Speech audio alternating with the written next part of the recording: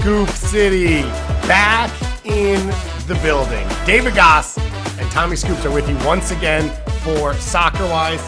Tom, I missed you for a whole week. It is a glorious week coming up. We've got CONCACAF Nations League. We've got kickoff of the 2025 US Open Cup. We've got a bunch of MLS to talk about. So much going on.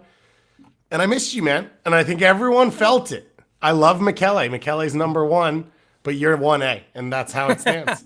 And I know he will hear that. That's very sweet, because I was worried I needed to book a flight sooner. Once I saw Michele was on again, I was like, oh man, my job's in trouble here. It's like when the quarterback gets injured, it was like Tyrod Taylor got stabbed by a doctor in his ribs. That let the opening for Justin Herbert. I was trying to make sure I wasn't Tyrod Taylor here.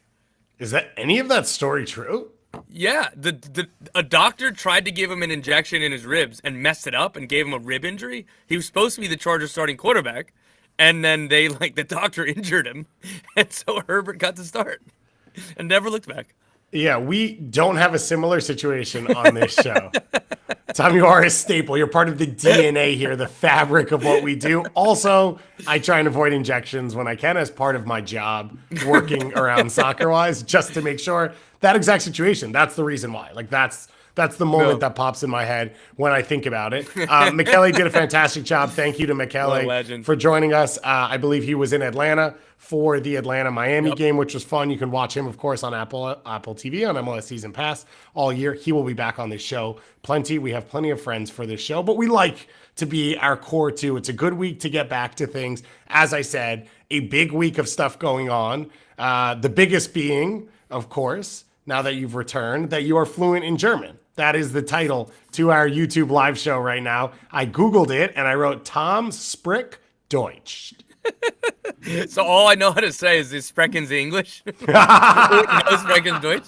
So normally when I travel to a foreign country, I like to genuinely try to learn at least a little bit of like, no thank you, yes please, no I can't speak your language, I'm sorry, excuse me, stuff like that. I'm trying to learn Spanish right now. Like I'm, I think 6 weeks into like a once a week class. And I was like, if I try to learn even a handful of German words, I'm going to screw myself. So I found myself like walking around, but because I was in a foreign country, and my mind trying to learn Spanish of like, like la tienda or like, oh, lo siento or me disculpe. Your go-to other thing when you're like, I can't speak English has been recalculated into one specific one. Yep. But thankfully, English, particularly in Germany, is spoken everywhere, even in Leipzig, where it's like it's not Berlin or Frankfurt, or I don't know if Munich does, to be fair. So like Berlin and Frankfurt, those are two international cities with a lot of like English. Still in Leipzig, a lot of people speak English. Surprisingly, at like Red Bull Leipzig's facilities, which were really, really cool, I should say, both the stadium and the training facilities. At the training facility, there is so much, almost everything's written in English. Like there are inspirational quotes around the training field. They're almost all English. It was like a Muhammad Ali quote, like a Vince Lombardi quote, stuff like that. And I was kind of like, why is that in English? And like, this isn't an official answer, but like one way it was explained to me is like, we have such an international team. Like a lot of times, like the coaches will talk to players in English because more people here know English than like German. And then there's players in the locker room, obviously extremely multilingual, but like everybody's trying to learn German, but like sometimes it's just easier to say things in English. So I thought that was pretty fascinating too. It is fascinating also because I've been around New York Red Bulls a ton where they use some German terms for pressing triggers so that if players do end up making it into the pipeline to Leipzig or to Salzburg, they already know them, which is funny that over there they're doing it in the other direction. I think most people at RB Leipzig would turn to you with two fingers and say, in this household, Vince Lombardi's a hero. So watch your back. That's a Fordham legend right there from the Bronx. So you went to the Dortmund game then, right? Yeah, Leipzig versus Dortmund. It was a really good game. The stadium is really nice. So like just because it was, again, the stadium looks beautiful. It's like from the photos and stuff that I'd seen before I went. And because it's Red Bull Leipzig and everything is obviously branded Red Bull, I thought that they just built the stadium in like, I don't know, 2010 or 2014, something like that. Like it was built in 2006 ahead of the World Cup in Germany, like before Red Bull existed in Leipzig and I think in soccer just altogether. And like the place itself had a ton of history, which I wasn't aware of. So the German FA was founded in Leipzig. The first German league champion was from Leipzig. the lineage of that club doesn't go to Red Bull Leipzig. There are two other teams in the city. It's Lokomotiv Leipzig and Chemie Leipzig. Both of them are in the 4th tier right now. Love a Lokomotiv. Yeah, That's some good. That's some good Soviet era stuff. That right is, there. and again, it is East Germany. It is former communist East Germany. So Lokomotiv Leipzig makes sense. I believe that the lineage of that club goes to Lokomotiv Leipzig. But anyway, all that is to say, there was.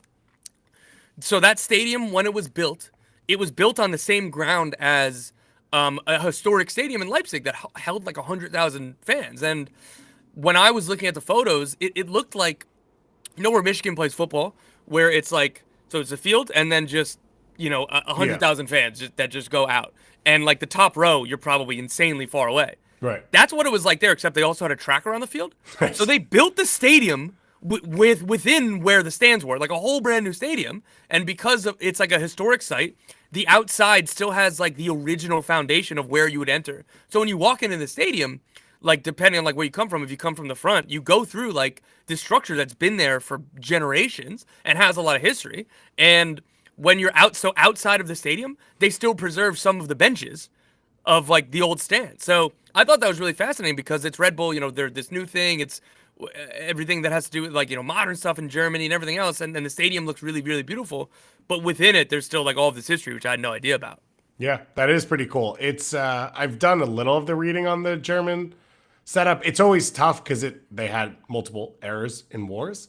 And so you had professionalism and lack of professionalism and then professionalism again. You obviously have the 50+1 rule now. You had the split of the country. So there's like a lot. It's one of the harder ones to follow from someone from the outside being like, oh yeah, these were the great teams. These were the eras that they were contended in, all that type of stuff. It's cool that you got on the ground and got to experience it. Are they interested in signing you?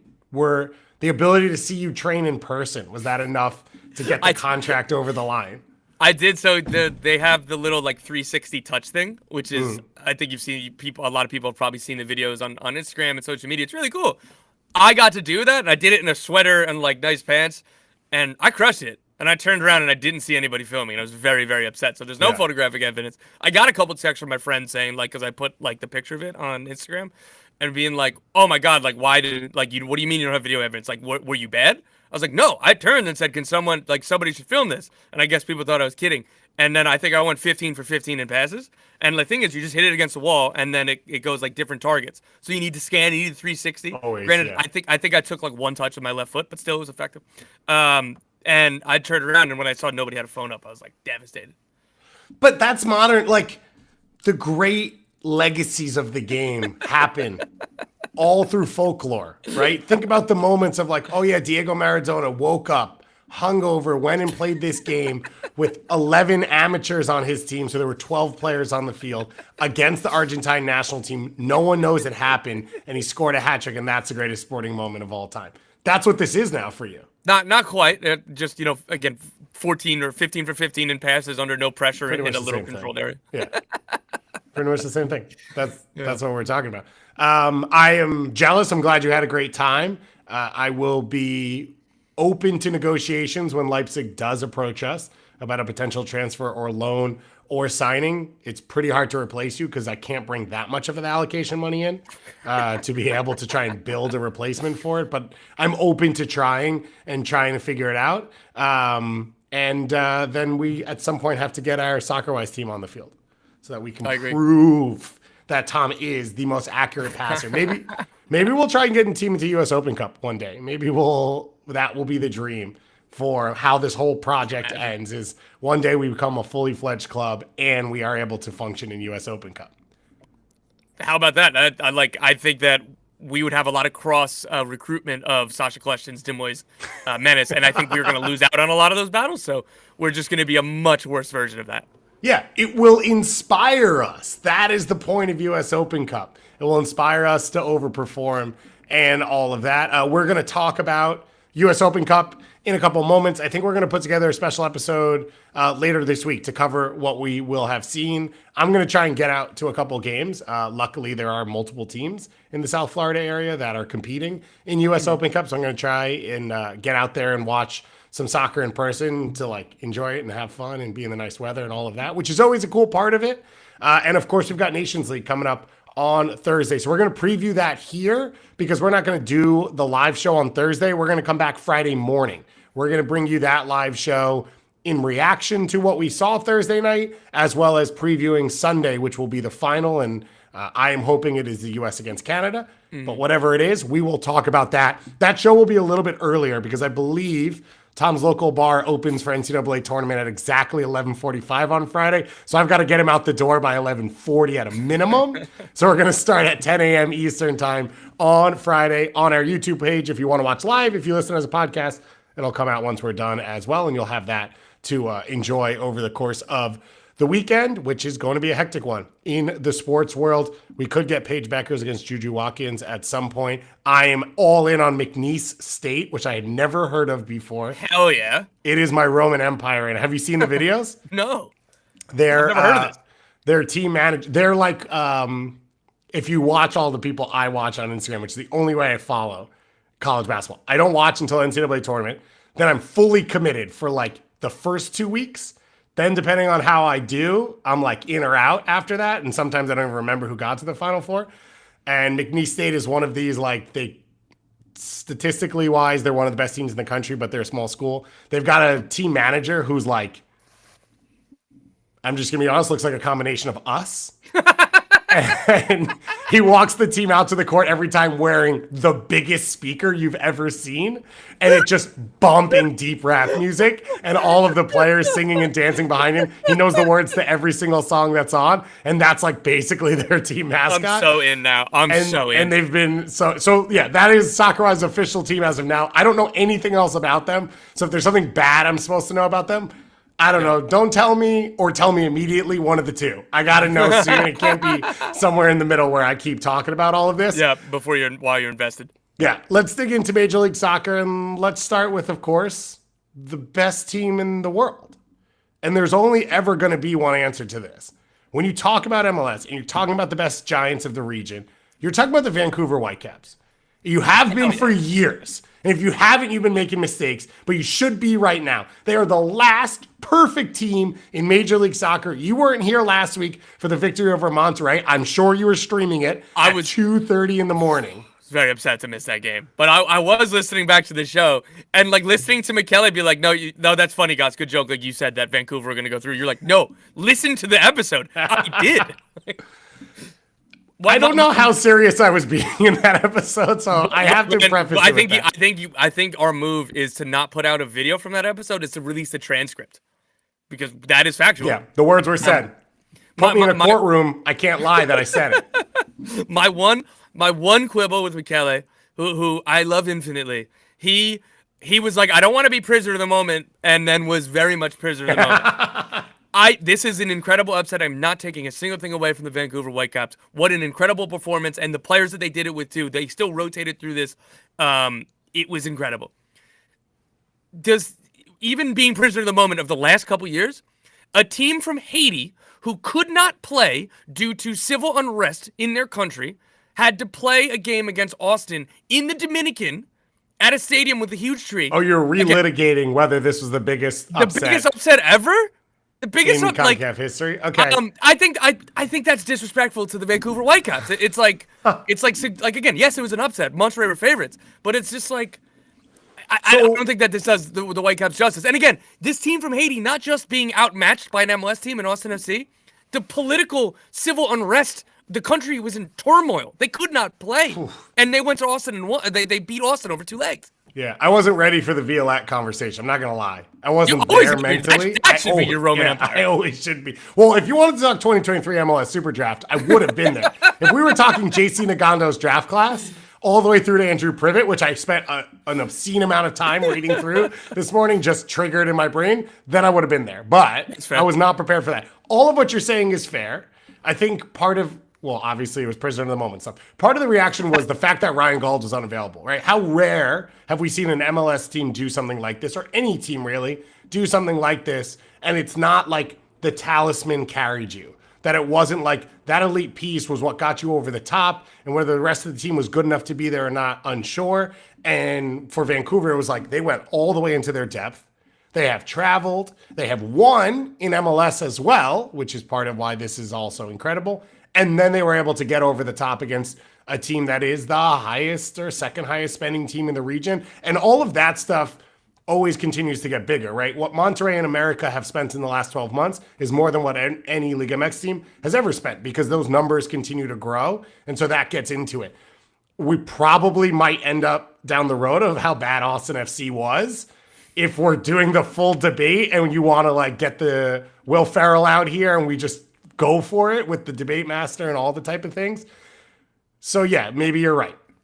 Either way, Vancouver are perfect. Sorry for they came off the back of that. Here. They came off the back of that, and then they traveled away in MLS on a week where all the other teams from CCC struggled, even if they got wins, like Miami. Miami went from Miami to Kingston, Jamaica, which is not that hectic of a trip, for a series in which they were already leading.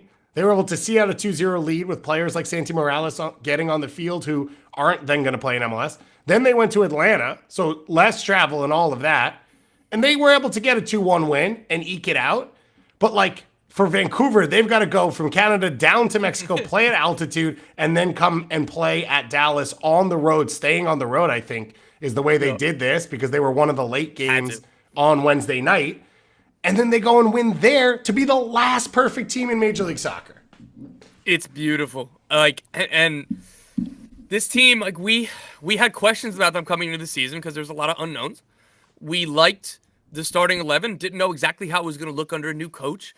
And then you worry about the depth. And this isn't a Vancouver specific thing. This is in every MLS team in CONCACAF Champions Cup at the beginning of the season, particularly with the added travel of like you said. I think that's a good point, because not all travel is created equal. Vancouver couldn't be further away from some of these games, like because they're tucked in the Pacific Northwest in Canada.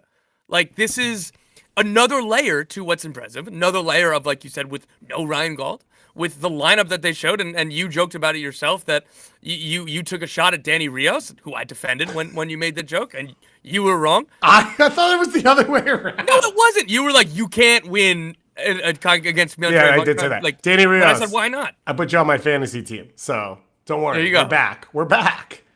So with all of that being said, like, going to like the other side of this too is I'm very, very disappointed in that Dallas result, because we have expectations for them now.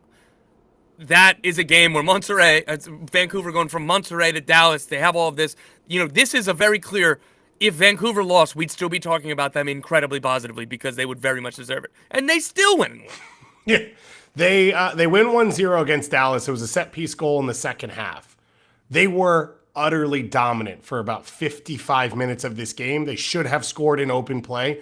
Ali Ahmed, I believe it was Shaq Moore starting, ate his lunch, dominated on the left wing. It allows Matias Laborda to start at left back. He can come inside. JC Nagando was unbelievable. Sebastian Berhalter's balling. I already looked it up. They play Chicago in like 2 weeks. So we're going to get Sebastian versus Greg Berhalter, which I forgot would be a thing in MLS. Sebastian Berhalter's continued to get better at dominating. Pedro Vite is such a huge part of everything positive that's happened for them. He had shown over the last 2 years that he can set tempo, he can take the ball under pressure, he can control things centrally. Now you're seeing more final third quality from him. And just his level of confidence, I think, makes life easier for an Ocampo to know, I can make the overlapping run because we won't lose possession here. Or if I make this run, I know he's going to find me because I know he's got his eyes up and he's looking for me. And then Brian Wright pushing the whole thing in front of it. So there's so much to like about this team. They've gone all the way into their depth to get these results. They've had to because of injuries. They've had to because of the nature of the season and the speed of it. I mean, you go and look across this weekend and Miles Robinson pulls up after 30 minutes and walks off the field playing in CONCACAF competition and MLS. Lionel Messi withdraws from the Argentine national team, unavailable, trying to play across 2 competitions. Like, it is not easy. And for Vancouver to have done this and to have done it not by saying, we're going to sell out, we're going to start all 11 of our best 11 every game to start the year and see how far we can go. They have balanced things. They have still gotten the results. It's the best start in club history. And I have some probably incorrect stats here to start talking about best starts in MLS history. Go ahead. I can't wait. So I think the best start in MLS history from a wins point of view is 2012 Sporting Kansas City, 7 straight wins. So if you go across more games after that, you can get to more points. But I believe that's the best win streak. If you don't include shutout victory or shootout victories, I don't. which I think is correct. So that I'm pretty sure is the best start. Galaxy in 2010 had 4 straight wins, and they went 12 unbeaten to start the year. And then I think you have 2019 LAFC mixed in there as well. Also, didn't have the win streak to start things. Did have the streak across the first 10, 11 games. Then you have the shutout teams, which is Galaxy 96, 8 straight wins, but some were shutouts. And then 98 started with a shutout win game 1, and then they went on like a 10-game win streak. And DC United the same, had a shootout win.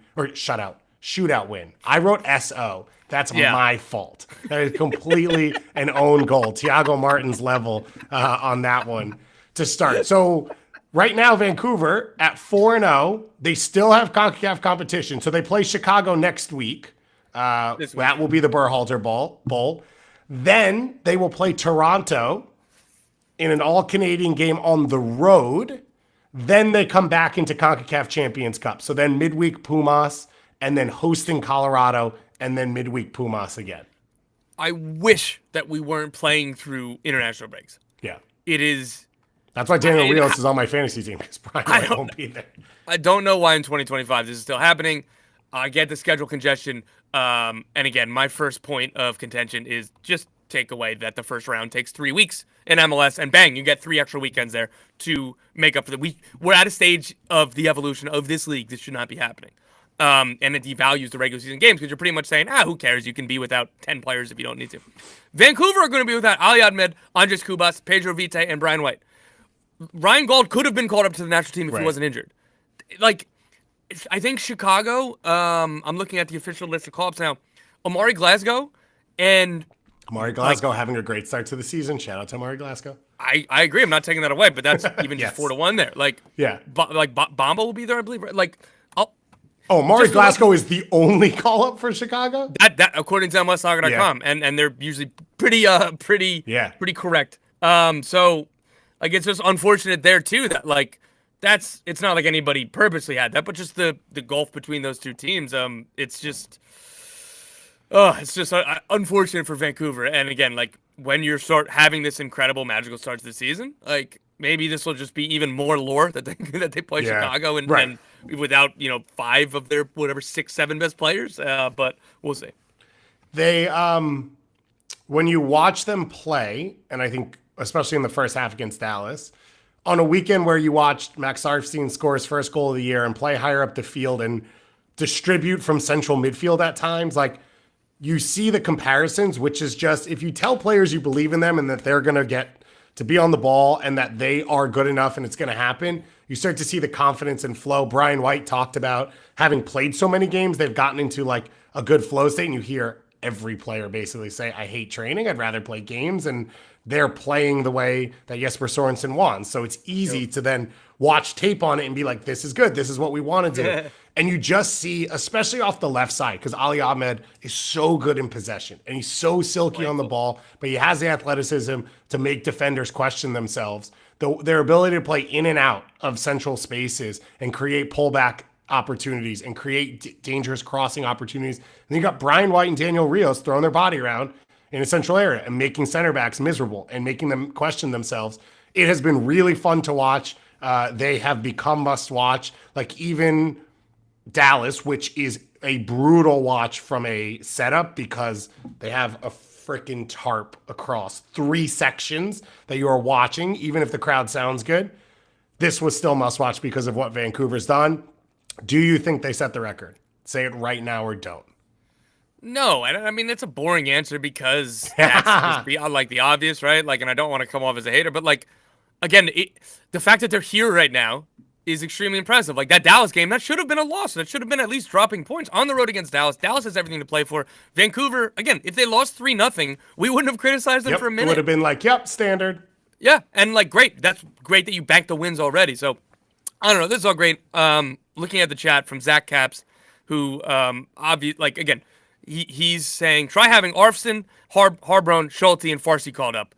Not the same thing. Very much not the same thing to the players that Vancouver are missing. My overall point, again, is that no team should be playing. But Columbus trying to comparison shop on this one, no comparison. And besides the point, because we were talking about the Vancouver Whitecaps streak, and I would love to see them at least go down swinging with their best players being available. But again, there shouldn't be any games during international breaks. No. And for Columbus too, they have a couple of DP spots open. They could be having more players that, maybe they'd be on international duty too. But point remains, Vancouver have their hands completely tied. There's nothing more they can do. Columbus, there's a lot more they can do. Yeah, absolutely. We have an Atlanta fan in the chat as well talking about center backs because Stian Gregerson, I think, got called up, as did Luis Abram. So they're going to be thin at that position. Also, not the point. I don't care which team has it the worst this week. Nobody should be playing. I think it makes the point, Tom. The point is a lot of teams have issues because you don't want to see games during these windows.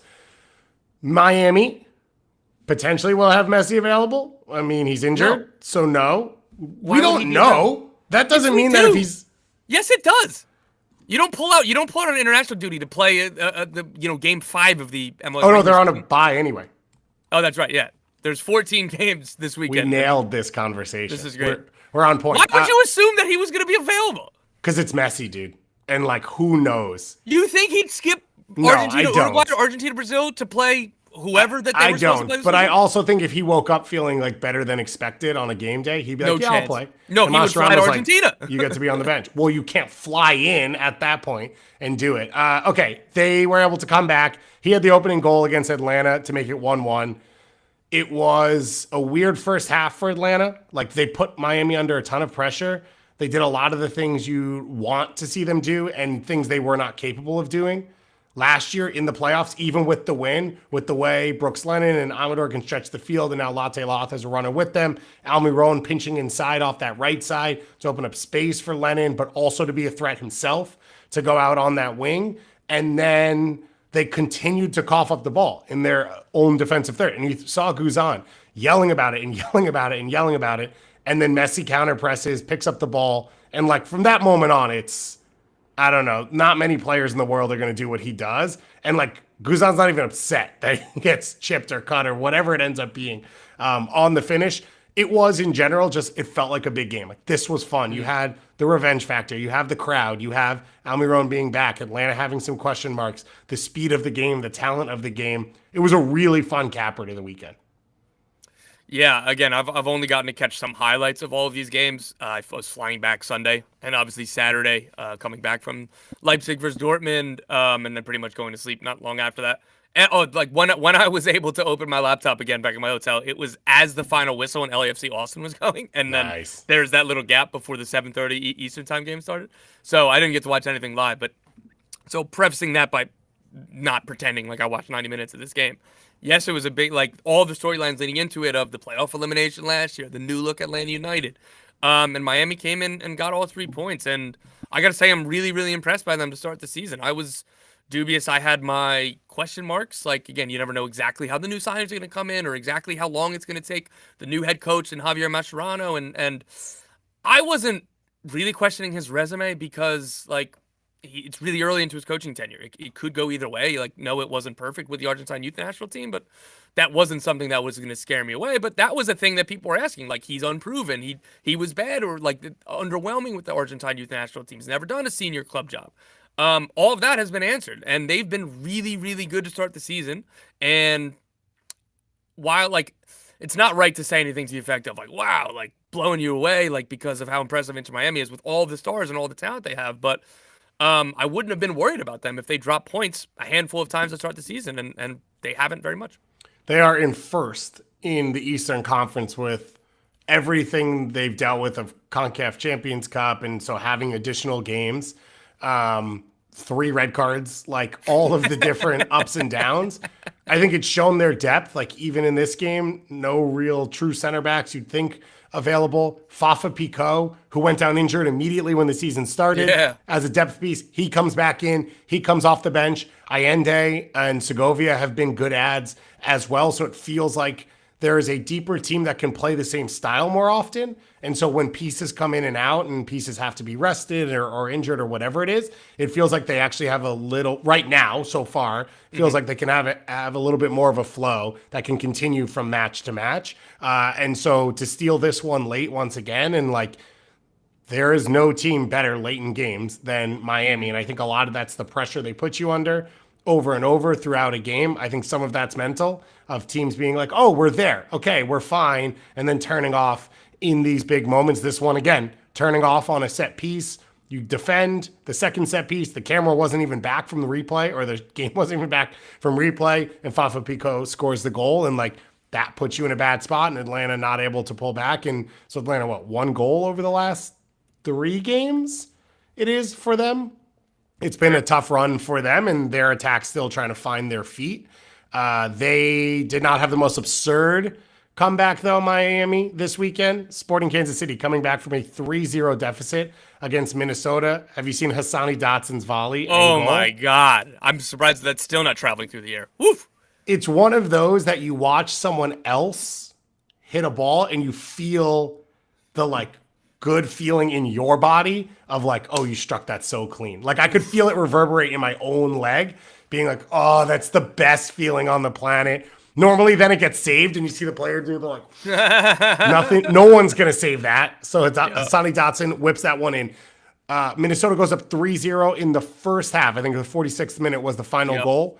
Sporting Kansas City, 0.56 XG to close the game, and they tie 3-3. The whole season has been against them. It was a very fortunate comeback for them. I thought Joe Larry talked a little bit in his weekend piece at Backfield, which you should always go read, of Winners and Losers, about Daniel Shallery, the effect he had on the team and changing the shape a little bit. But it was really a fortunate finish for Sporting Kansas City. And your hope is like, this is the thing that spurs on the rest of the year, because it has been a brutal start for this SKC team. And so to steal a point, however it comes, that's what you're hoping for. Otherwise, you were going, I think it was going to be 10 straight losses across Major League Soccer from last year through this year, which is a disgusting 11. Stat. Yeah, so to spin that positive, down 3-0, that I think is much more likely to end 5-0 than 3-3. Right. So, like, given all of the context, everything else, all of the issues, the vibes being down, and just like, oh God, like, here we go again, losing again. Of course, of course, Hassani Dotson pings one in the top corner. Like, Minnesota is a better team than Kansas City. Oh my God, like, yeah, no way back here. So, I will say that fight.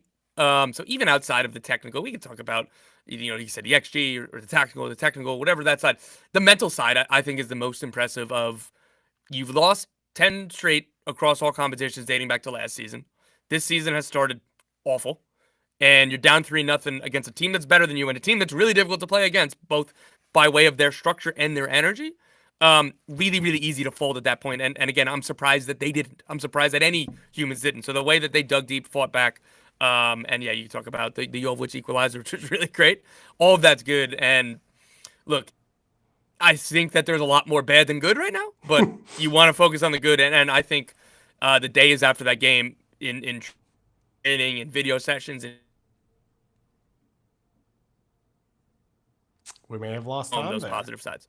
And now Tom is back. I have to say that immediately, because then Tom gets mad at technology and then goes off the handle on technology. So I have to make sure he knows he is here. I agree with everything you said for the Sporting Kansas City team, and hopefully it leads to more. Jovic gets the final goal in this one. I think you're seeing part of the limitations for him of he does not create his own goals. This is the same conversation we've had about Hugo Kuipers, the same conversation we've had about Petar Musa. Like, there are a number of players in this league that are great players and great goal scorers. They are not ones who can create by themselves. And Jovic, I think, starved a little bit of the service he wants, and he lives on it. Even in this one, you get a half chance off a turnover from the other team. You turn it into a goal. That's what he's capable of. You just got to get him into the spots. The game of the weekend that I think we were most excited for, we talked about it as a neutral, San Diego Columbus. It delivered. San Diego gets their first home goal. They also go behind to a Columbus team coming off CONCACAF Champions Cup loss, who was flowing, who was playing the soccer they want to play. You get a red card, you get drama, you get all these things. And Columbus pushed this San Diego team. Like, Columbus dominated the first half. As I said, Max Arfston started at the left wing spot, came inside, played basically central midfield 80% of the time. DeJuan Jones is basically playing left wing because it's Columbus and they just don't have any defenders on the field. And there was a ton of creativity, a ton of options. The game was fast. It was really fun to watch. San Diego Then they figured it out. They come out of halftime, they bring in another central midfielder, they push Andres Dreyer a little higher. Even without that, I think Dreyer really reads the space behind a team's shape well when San Diego play in possession and pull teams up. Like we saw it against the Galaxy. We saw it against St. Louis as well. One of the best outlets for this team is Dreyer over the top. And then he's able to make really good decisions at high speed, strike the ball really well at high speed, draws the red card in this game, helps them sort of create the free kick then as well. That leads to the goal. But I have to say, Columbus picks up a red card for Amundsen. Then they spend some time figuring out what they want to do. They decide they're going to bring Herrera on and slide pieces around to fill in at center back. Then Cherepko gets hit with the free kick in the face. He's off the field doing concussion protocol, and San Diego scores on the ensuing corner kick with no center backs on the field and 9 players on the field for Columbus. I don't know that they get the result if the red card doesn't happen. That doesn't mean they didn't deserve it. That doesn't mean they didn't push the game. And they said after, we feel like we left points on the board because you played up a man for a ton of minutes at home and 15, 20 minutes, whatever it was in the end. But it was an awesome soccer game. And I think San Diego came out of it where we hoped, which is they got punched in the mouth. They found ways to keep their identity, but still be realistic to the soccer game. And they continue to get results and stay towards the top of the Western Conference. Yeah. I preface what I'm about to say is 4 games is too soon to make big takeaways from expected goals and stuff. But at this stage of the season, they are second in MLS in expected goal difference at 3.7. It's only behind, or 3.8. It's only behind the Vancouver Whitecaps. And defensively, they're really doing well. And part of that comes from defending through possession. Like, it reminds me a little bit of the Greg Berhalter national team in that, like, part of the reason defense was so good is that they controlled space by having the ball. And that came at the expense of free-flowing attack, which it has at times for San Diego, probably more than they would want to. But I think my fears for this team coming into the season was the defensive side and they're going to build out of the back. Will we have growing pains of just a team that, their first training session together was 2 months ago, and doing all these, like, that is more difficult to do that's difficult no matter what style you're playing, but particularly if you're trying to play out of the back and everything's on timing, everything is on knowing where your teammates are going to go and knowing their preferences. Okay, he likes it on shade it towards his right foot when he's got pressure on his back, or little stupid things like that. Versus, like, if they're playing a more high pressing, like, that's just run your ass off. And yes, you need a lot of structural stuff to pressure together and optimize that way, but that's lower risk in terms of if you're a little bit gappy, you can still drop the lines. Like, I think my whole point here is that my worries for this team were how sharp is it going to look immediately, because it's going to be difficult to do for any expansion team, particularly the way they're playing, and it hasn't been. So you hope that the hardest piece of this is the final third. We saw this with FC Dallas teams in the past, both under Luchi Gonzalez and Nico Estevez. We've seen this with Josh Wolf's Austin FC, and you kind of going down the list of these teams that had some really good possession ideas in the defensive third, in the middle third, and it looked great. And those kind of patterns in the final third weren't quite coming together, and they never did come together for a couple of those teams, particularly Austin when Sebastian Driussi wasn't wildly overperforming his XG. So that's the next step for San Diego. But again, I think that I'd put them ahead of schedule right now. Yeah. And to do it without Chucky as well, which is like, that was supposed to be year one. Also, okay, someone that can do something outside of the organization of the team to create chances and can put defenders further on their heels from reputation point of view. So there's more free space to play in, and you don't have that available to you. A lot of the players who are playing are young pieces. Luca Bombino got a start in this one on loan from LAFC, one of my favorite academy players in the US setup, in the MLS Next setup. And it's awesome to see him play. Willie at right back is my guy. Like, love that he just goes by Willie. He puts players under pressure. He attacks. Patty McNair's been awesome. Yes. And then in this one, Chris McVie read the space and was like, if no one steps to me because you want me in possession, then I'm going to take space. And he started driving through midfield, creating chances like that as well. So as you said, they're ahead of schedule. The style they play should amplify any mistakes, and they've been so clean that you don't see them, which is really impressive. Like, we're coming off a weekend NWSL behind. First week of the season, Houston's trying to do something similar of, like, recreate. They lost 2-1 on 2 goals playing out of the back that were messy mistakes in the wrong part of the field. That's how it works. That's what happens. And that hasn't happened for this San Diego team. So it's been really cool to watch for them, and it was a big result. Close out, I don't know, just another thing to say from the weekend. Charlotte. Patrick Ajagol gets the goal. Leo Labata with the opener. I mentioned already, Miles Robinson went off 30 minutes into this game, which is brutal to see. Then Flores picks up a red card on 2 yellow cards, both fouls against Patrick Ajamong. His sort of what he does to defenders, you could see it sort of build for Flores. I give Evander some blame as well on the second yellow card. Evander and Ajamong go into a tackle.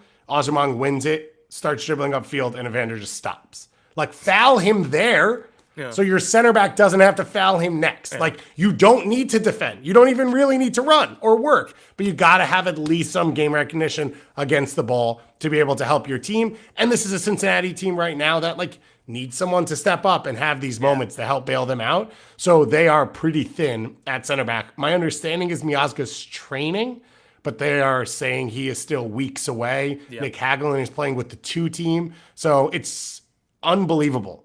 Like, it feels like this team hits on every center back signing, and yet they are always thin at this position.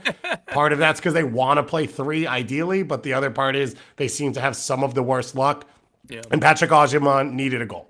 Like, going into national team, he needed a goal. Brian White got a big goal midweek in CONCACAF competition. He's going in with some confidence. They're both going to play. Like, they're both going to be a part of this. We're going to talk Nations League in a moment, but, like, they're both going to be a part of this because there are not a ton of other options at these positions. Pochettino's not bringing them in to, like, experience the group. He's bringing them in to be factors at the center forward position, and it's the perfect way for Patrick Ajamong to go into that now. Exactly. It's been a difficult start to the season for Ajamong, and still getting the call up to the national team. And again, that comes with circumstances. He was not playing well enough to have, like, if there weren't 4 injuries or whatever the number is. But he still obviously showed enough in January. I like that Poach called him up because I was surprised that it was both him and Brian White. Again, we're going to get into this in a minute, but he did not start the season well. To get a goal here, I think, is very important for him. Wasn't ready for you there, Tom. My bad. Wasn't ready for you. I was already ending my sentence while you were just. Well, you're a German style high pressing, so you don't really take any breaks, and I'm trying to, like, sit on my heels and flow a little bit as we flow into a little US Open Cup. So we have matches on Tuesday night, Wednesday night, Thursday night. Every game is streaming on the US Soccer YouTube page. There are 1 million matches across all of this. I'm sure there's an exact number. It's probably 32. I should know that, and I should know that, and I don't, and I'm going to stand by that, and I don't really care. There are a lot of semi-professional teams that are playing, obviously, here in the first round. USL League One, a part of it. Some MLS Next Pro teams in it as well. There's a lot of fun stories. I have 2 teams hosting here in Miami, so the 2 pro teams, Inter Miami 2 and Miami FC, are both hosting semi-professional squads. So I'm going to try and get out and go watch some soccer. It's, like, not super clear if you're allowed to, which is just classic US Open Cup. Just show up and be like, do you know who I am? Well, it's not clear what games the stadiums are in, and then whether they're open to fans and how you would access that. That's going to be an experience. Walk in confidently, wearing, like, business casual. Yeah. Always with the team. Just go, like, the full college sports thing of, like, if you wear a jacket or a tie, you can walk on the field at any college sporting event. That's something to learn and know for everyone out there. Now that we go into NCAA tournament time, you can just show up and be like, yeah. People won't ask. Like, you don't have to say anything. If you have a jacket or a tie on, they'll be like, oh, he's with the team or he's with the broadcast. And now all of a sudden you and Cooper Flag are hanging out and you're sitting on the sideline trying to chop things up. We talked about it a little bit with Michele last week. His Apple TV co-hosts are going, a lot of them are going to be playing for Des Moines Menace. That game's coming up tomorrow night, I believe, right? They're playing against Sporting Kansas City too. And they've got a pretty strong 11 or 12 that they can put together. Yes. Yes, you want me to name them? I want you to give me your starting 11. I don't know. So let me just give the names. Bradley Wright Phillips, Sasha Collection, Benny Failhaber, Dax McCarty, Ozzy Alonso, Justin Merrim, Victor Ujoa, Matt Hedges, AJ De La Garza, Mikey Ambrose, Donnie Toya, and then there's a couple players, I believe, that are from the Des Moines team, Lucas Rosa, Kyle Owen, and Leroy Ngusi. What I was talking to, like, last year, part of the difficulty is that, like, this is a summer team. So normally when it's Open Cup time, they're, like, scrambling to find anybody who's just around because a lot of people are playing college soccer and then they come home for the summer, they play for Des Moines and then go back or whatever it is. So to say And their U.S. Open Cup roster, it lists goalkeepers and then nobody. So maybe we're gonna see Sasha in goal, but probably not. So for me, I don't know. Like obviously Hedges, De La Garza, the Hedges at center back I think is the obvious one. Then 2 out of 3 of De La Garza, Mikey Ambrose, Donny Toya, or maybe all 4 of them as the back line. But gosh, how do you only pick a handful from the midfield of Sasha, Benny, Dax, Ozzy, Marum, and Ulloa? I will say from my experience of playing with players who have played at that level, who are no longer playing at that level, they all like to play center back because the game's in front of them and then they don't have to run as much. So it might be more competition which one gets to play center back and doesn't have to play in central midfield and run around and cover all the ground. The wide players is what I'm worried about. Justin Marum will be out there, but then it's like, so do you push Benny Failhaber out wide so that you have a midfield trio of Sasha, Dax, and Ozzy? That's probably the move. Yeah, and then he gets to pinch in and create and do whatever he wants. Talk about hitting a clean volley. Benny Failhaber can hit a clean volley. There's a little bit of space out wide. The juxtaposition of this team that I cannot wait to watch versus not just another team in this competition, but specifically an MLS Next Pro team. So it's specifically like the young guys and the runners, guys who are trying to make it into MLS, into the top division, and versus like the Sashas, the Daxes, like all these guys that are, hey, we want to show these kids we still got it and we still just want to play. So the juxtaposition of this game, I think, is going to be very fun, and I don't know how it's going to go. That's going to be difficult to keep up with the legs, but there's a scenario in which this team just possesses the hell out of the ball, and also Dax and Ozzy in particular, I think that they're going to be able to keep up and kick some young kids in the midfield. So I wouldn't be worried about that either. Are you worried about your performance for the New Jersey Alliance against Chattanooga Red Wolves? I just assume you are automatically a part of that squad. The New Jersey Alliance, that sounds pretty good. I am wearing an FC Monmouth hat. They're not in the competition at this moment. From checking the schedule, it's unfortunate. But FC Motown is. They're playing Westchester SC. I'm not good enough for them. Yeah, Westchester SC has played their first game ever. It is like a lot of legends from Charlotte Independence, which I love. Connor McGlynn in central midfield, Jack McGlynn's brother, who's a fantastic soccer player on his own right. So that Westchester team, I think Tyler Adams is one of the co-owners and whatnot. I'm excited about that group. And I've been around FC Motown for a while, so that's one of the ones I'm excited about. But I know New Jersey, and I don't know that you're like as familiar. I don't know why you're not suiting up for the Long Island Rough Riders. I grew up going to Rough Riders games. Long Island Rough Riders are an unbelievable franchise. I know. Tony Minola played for the Long Island Rough Riders. I know this. Chris Armas played for the Long Island Rough Riders. It is one of the great franchises in sports history. That's why I'm saying. I wasn't saying that as a joke. How dare you assume that I was making fun of that? The reason that I'm not is just I'm taking a little bit of time to get back into my flow. Like I don't want them to not get the full experience. You know what I mean? Because I would only pick up. It would take 7 minutes for me to get a red card in that game.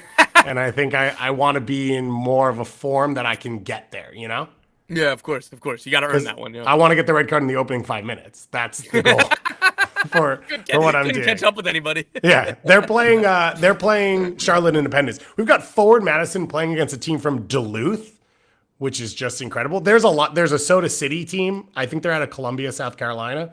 That's a great name, and I'm stoked about that. In general, this round is like everything streaming. You get fields that have every range of quality and experience. And it's like pure March Madness I love a big event when 1,000 things are happening at the same time and you can just bounce around. So last year, with being around the Des Moines Menace, just the relationships and stuff and talking to those guys, their first win came on a field that the game was delayed because a lacrosse game on the field before them took longer than expected. And Sasha was like, gotta say, it's the first time in my career something like that's ever happened. Yeah. It didn't really happen at Anderlecht. They weren't renting out the Anderlecht Stadium to a local lacrosse team that delayed anything. So Magic of the Cup, I can't wait. One of the big ones, Ballard FC is hosting Spokane Velocity. That's going to be really fun. You get a pro team going to the Seattle area. Ballard's had one of the best crowds in USL2 over the last few years. So that's just one of those fun matchups where you're like, this is one of the major reasons why you want to see this competition is you want these regional opportunities. You want to get these these tentpole moments for some of the smaller teams to get to host in some really big settings or to host some of the bigger teams. Appalachian FC playing against one Knoxville again. They've come out with a special squatchiest jersey in America, which when you see it, it's uncomfortable unless this is what you look like, then it's pretty normal. And so then it's okay. And you can wear it and then you can wear it proud. You should go online, look at it, go online, buy one if you get a chance as well. And shout out to friend of the show, Susanna Fuller, whose husband is going to be coaching Knoxville. I believe they played 1 game, 2 games so far. 1 game. I think 1 game in USL League One, and now they're going to play in US Open Cup. Portland Hearts of Pine are making their debut in their match on Thursday night against a semi-pro team from the Massachusetts area. So that's going to be a really cool one to follow as well. So we're going to be back on Thursday to talk US Open Cup, what we've seen, what we've enjoyed so far, some of the best storylines, all of what comes out from this first round of competition. And then you have the rest of the USL Championship teams. You have the MLS teams that are going to join as well. So there's still 40 more teams that are going to be a part of this competition, 16 MLS teams, and then you've got the 24 teams from the USL Championship as well that are going to be joining as it goes along.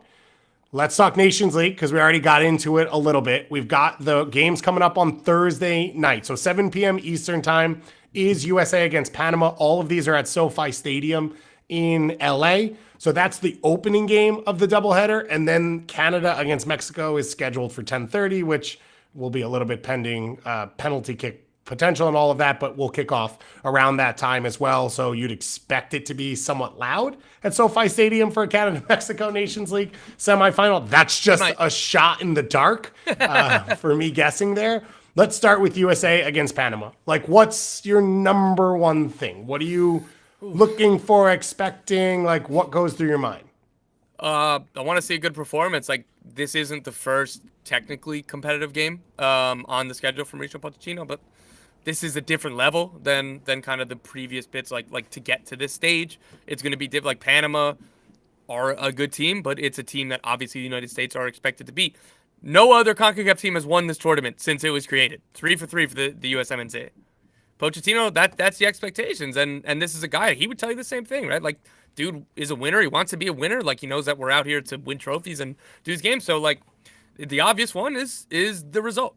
And then obviously the performance comes with that. And then more on the micro sense, who starts? Who, like, this is, again, these are games of consequence. They're not Copa America. It's not the World Cup, right? It's not World Cup qualifying, but it's still games of consequence and something that I think this group is going to have a lot of pride for. There are a lot of players that have been on all these iterations. You know, you look at like Pulisic, Weah, McKennie, like these guys are going to be desperate to win this. Matt Turner. So I think that there's going to be a lot of pride in the group, and I'm excited about that.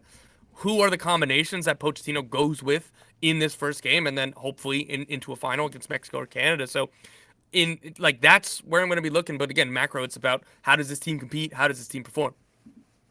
I think all of that's super fair. I think it's also interesting. It's also super basic. I appreciate that you gave me a little inflection in your voice. I didn't say anything there. I think it's also interesting in the context of Panama are a really good barometer. They have set the level right now, probably right outside the U.S. and Canada, because I don't know that you can say Mexico with their performances, of what the best in CONCACAF is. And they have done so in which you are seeing consistent performances under Thomas Christensen and a style. So like now we kind of can set, okay, how does the U.S. react to a team that has their compact shaped that Panama has, that has the confidence in possession that Panama has, that they has the ability to exploit overloads and hit you in big switches. Like, we know who Panama is, and we know what they've looked like in big games over the last 3 years, which has been stepping up to the level and letting other teams shoot themselves in the foot and being able to get through tough moments and get out the other side. And so in all of that, now we get to see, what does Pochettino do? What does he build into it? What are they seeing on tape that they're able to get to players to say, we think there are advantages here and there. We think if you're able to play quickly through central midfield in our build out that then you can get on the other side of Annabelle Godoy. And then you could charge at the back line. Like there's space in all of this. And I think watching a team play in that setting, I think will be really interesting for like the first time because January camp wasn't really like that. And Jamaica has been up and down with their performances. And like this is a different style of game as well as the pressure you talked about in the environment and all of that. And so I think all of that will be really fun to see. And then what the players come out saying on the back end, whatever the result is of like how preparation was, how the experience was to come into camp for a big game, to do all the media, to get on the field under Pochettino for the first time ever, and all of that. We have the question in the chat already. Who do you think starts in goal? I was going to ask you, like, Turner. When the lineup comes out, what are you looking for first? Is that your number one question mark for position? No, because I understand the concerns of Matt Turner not playing, but like, his performances with the national team, there was a bit of a dip at a point, but like I just trust him. I just trust him more than Schulte and Steffen. Steffen has had a fantastic start to the season for Colorado. And if this was two friendlies or if this was, the earlier round for Nations League, I think you split the games and I think you give them both a chance. But I think for Nations League, Matt Turner has earned it throughout his body of work. I know it's a different coaching staff, so maybe they don't feel beholden to that. But for me, it's Matt Turner. My number one question has to do more so with the midfield, I think. What is the shape? Is it going to be the 4-2-3-1, 4-3-3, or will it be more of a 3 at the back? I'm not totally sure. And then, Johnny Cardoso is reportedly out of the squad due to an injury, which is unfortunate because that was one I was looking at. He's in incredible form with Real Betis. And how do you pick a handful of Tyler Adams, Johnny, Musa, like I can weigh more on the wing, right? But if maybe that's a 3 at the back and he's playing wing back, right? All of these things, that was what I was more looking forward to. I'm sure you're going to talk about Diego Luna, so I'll preemptively talk about Tanner Tessman. He's in a really, really good way with Lyon right now. He's really settled in, and he was starting Europa League games over Nemanja Matic.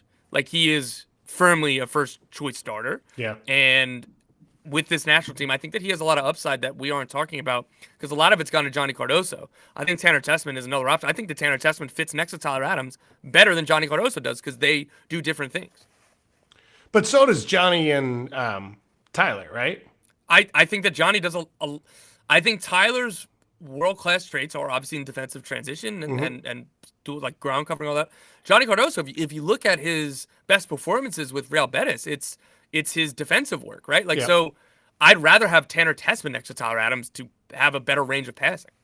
The other piece about it is we've seen a million of these games. Set pieces are going to be a factor. Set pieces are going to be a huge part of it. Tanner Tessman brings you a different element in that with his size and his athleticism. And so that's another piece that you bring in. And just, I think, in terms of how you're weighing who you want in there. I will be stoked about Diego Luna.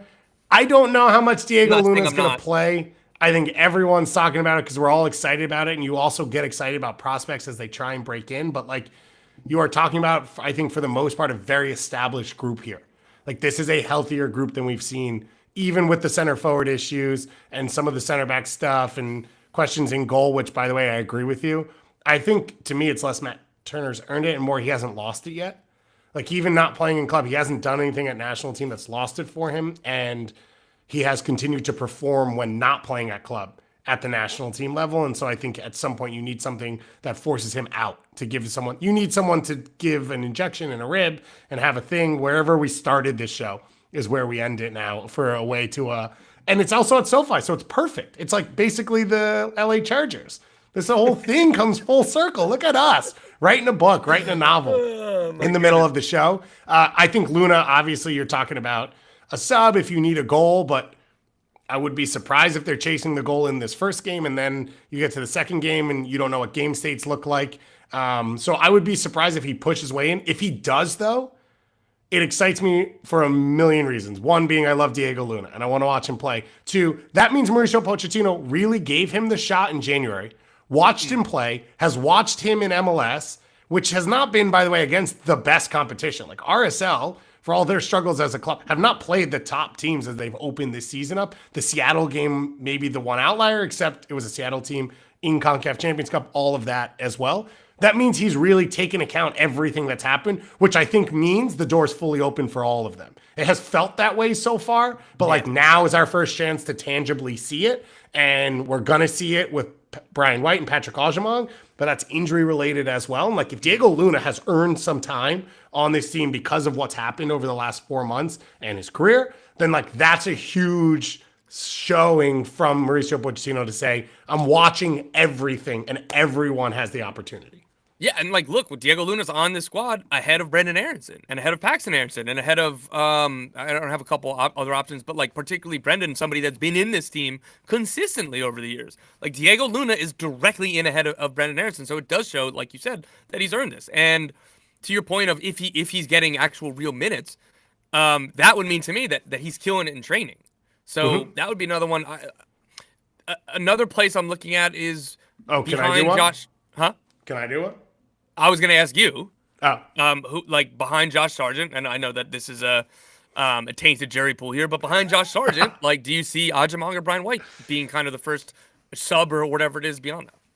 I think it'll depend on the game. My guess would be it's Agyemang right now. Like he was the starter in January. The reason he is going to play here, and the reason that people are so in love with him is what we saw this weekend. He is, for a player of his size who has pretty good hold-up play, he's got elite speed, and he can shoot with both feet and make decisions and cut players at that speed. And so if they are leading, he's like the perfect piece to come on and just finish the game off in transition. And then if you're trailing and you're dumping crosses into the box, he's also a huge option. Brian White might have the advantage there because of what he does, but Agyemang's not. You're not concerned about Agyemang's ability to get on the end of crosses and all of that. So I think that's where he's probably a half step ahead, as well as he has a brighter future because he's a little bit younger. And so if you're having that consideration in here as well, you should. But I would like to say how excited I am to see Josh Sargent be healthy and play center forward for this team. Oh, man, Josh Sargent's an unbelievable soccer player. He's showing what he can do as a finisher. He's shown what he can do in different positions.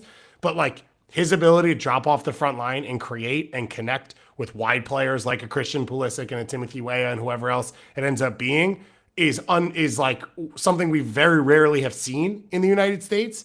And so to have him finally be healthy in the prime of his career, scoring goals, coming into a moment like this, like he hasn't really had it. Like he hasn't had the chance to be healthy as a fully fledged professional and make a difference for the national team. And so I'm excited for him to get this opportunity. And then honestly, I don't even care who it is behind him. Like, I'm going to be screaming my head off whether Brian White or Patrick Agyemang comes into this game.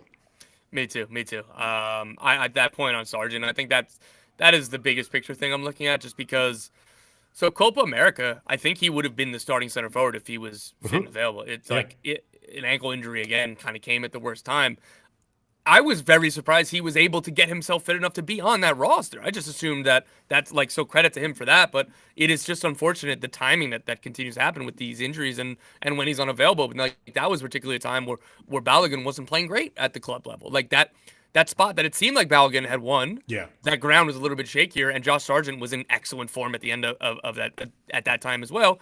Even better right now. So getting to see him in this group, unquestionably, as long as he doesn't get an injury in training, he is the starter, and he is the guy that comes with both, a boost to the player itself, but also a big responsibility. Like, hey, dude, you're the 9. Go score goals or go have a good performance. And if not, kind of we'll sub you out. But like, this isn't like, oh man, what do I have to do to prove that I should be the guy? I need to beat somebody out. Like, no. Like, this is your time. This is your spot. And here's probably some upwards of 180 minutes. Like, go ahead. Yeah. I think he started I think it was the first ever Nations League, but he was not in form. He was not fully fit. Like, he was not who he can be at his best. And now he will be. So that's for the U.S. U.S. against Panama. It's going to be an awesome game. As I said at the start of this, like, Panama has found their feet at this level, and they are impossible. They are hard to beat. They will not beat themselves. Like, you have to stretch yourself and win. In the other game, because we just got the question from Up the Loons about Canada. Canada facing off against Mexico.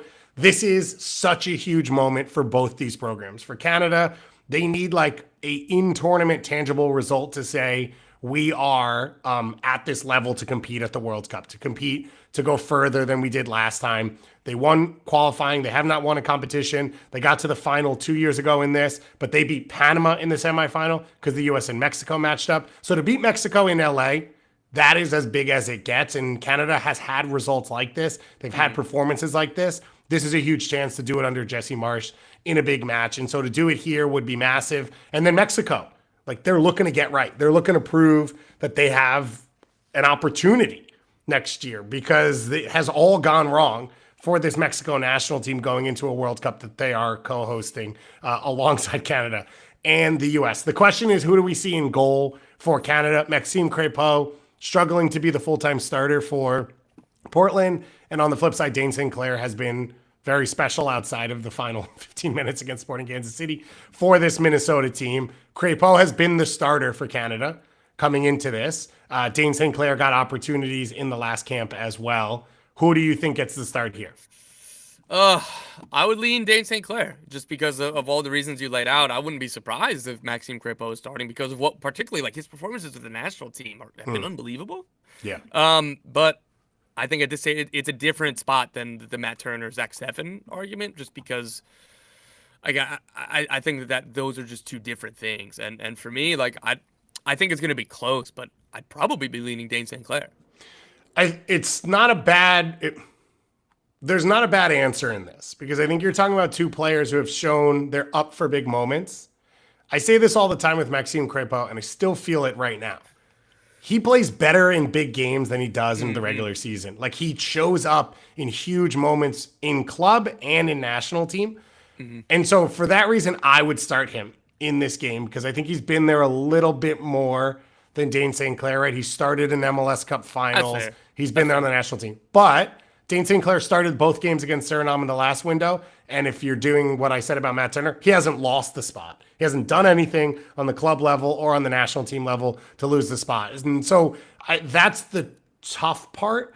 I still watch Minnesota, and I don't think their line plays as high that Dane St. Clair has shown that he is the true sweeper keeper if you need it, where Maxime Crépeau has more experience in that. So I would probably lean Max, and my guess would be Dane St. Clair is the one who gets the start for this one. It's one of the few questions for this Canada team because a lot of this other team picks itself, right? Alphonso Davies, Jonathan David. I think Kyle Larin still has that spot right now. Steven Asakio, like there's so much talent in this group. There's a few other spots up for grabs. I hope Ali Ahmed is in the conversation for one of those because I think he's done enough. Jacob Schaffelberg is a guy who has not been playing. He's been a huge part of this team. Jesse Marsch has to make a decision now of like, am I going to take club minutes and form, or am I going to go with guys whose attributes fit my style? And we haven't really seen him be stuck with that yet. Yeah. I think that's interesting. But going also to the individual front, like Daniel Jebsen is here for his first appearances with Canada. I think that's really, really exciting. Like looking at the like forward, like these attacking players, like it's super exciting. It's going to be difficult to get all of the minutes for them because again, Kyle Larin, Jonathan David, center forwards like Taniel Usa. It is. I'm very much looking forward to this team, and they should be favorites against Mexico. I know that it'll feel like a road game because of it's in SoFi, and that's never easy. But the differences of where these two programs are, like Canada, and they carry themselves with the swagger that they should be the favorites, and I know that that's how they're going to walk into that stadium. And I think that those are a couple of the things that I'm mostly looking forward to here. Nika 4 says Promise David or Jebsen, who has a bigger impact. Both of them are looking for their first caps. Yeah, I would say Jebsen as well. Although Promise has been playing a ton. He's been with Union, Saint, whatever. I don't know. This is your part of the world, so I'm not as experienced. Belgium, Germany, all that. All that area. That's exciting. That's exciting as well. I didn't mean to make that sound dismissive. No. But I think Jebsen's probably a step ahead and like will probably be that impact sub as a forward to get them the experience in minutes in a way that's manageable. Attention. This has been 2 weeks. You can remember for the last shows. This Canada team is really good, and they have a lot of. Like, again, man, like, just getting to have some of the guys who have graduated through MLS and go back to Europe, like, it's like seeing an old friend when you get to see Alistair Johnston again in Canadian colors. Getting to see Moist Bombita. Welcome back. I miss you. How are you doing? How's France? All that stuff, right? It's almost Part of like the 2023 MLS Super Draft, by the way. Moist Bombita. it all comes back. Tayson Buchanan back from injury. Now he's at Villarreal. We're going to see Jacob Schaufelberg as Goss's curse get the... This is like me with technology. It's you in the fire department. Well, then he does the full announcement. He goes, "Oh, we'll be on site. We're taking lunch." They always tell you what time they're taking lunch. I appreciate that. Just go take lunch. It's okay. Maybe they're looking for people to say, "Hey, do you want some company for lunch?" I don't need to know. So on the list you were saying, Ismail Kone is one that I'm ecstatic to see. He has now finally found minutes on the club side. Matthew Chouanier, who of course is a favorite of this show, got the start in the last camp in central midfield. He has proven he can handle that spot. Kone gives you another dimension. It's just the reality. Ismail Kone has the ability to be the best player on the field, even with all of the talent available to Canada and Mexico when he's on. Jesse Marsh needs to find a way to like access that part of him, because if he does, that's the ceiling for Canada going forward. But that, I think, is going to be one of those, do we go a little safer to start and then we bring Kone into the game? Or do we start with Kone and we see if we can get off to that fast start and we can open the game up? Knowing Jesse Marsh, he probably is going to go with the second one, because he says you have to press life, is what he always says. And if you haven't watched it yet, TSN did an awesome video with him breaking down tape of Canada, their shape, some big moments, what they're trying to build. It's like 15 minutes. Jesse's very open with his tactics. He always has been. He's very good, I think, with young coaches trying to help them learn it. And this is another example of it. So I'd recommend everyone go and watch that. Any last thoughts for us before we get out of here? Nothing. Looking forward to some Open Cup, some international play. Here we go. So reminder, we will be back on Friday instead of Thursday live for this show. Myself and Jordan Ansley will be back tomorrow for our NWSL coverage off the first weekend of action, which was really fun that we got that one back. Then we will be back on Friday working on some special stuff for Thursday, Open Cup related, but that's where we will have all of your reactions for the Nations League games, as well as the preview of the final, whoever it may be. And we are back. Tom is back in the building, back in the country, ready to roll. Enjoy, as he said, all the Open Cup and Nations League. We'll talk to you again very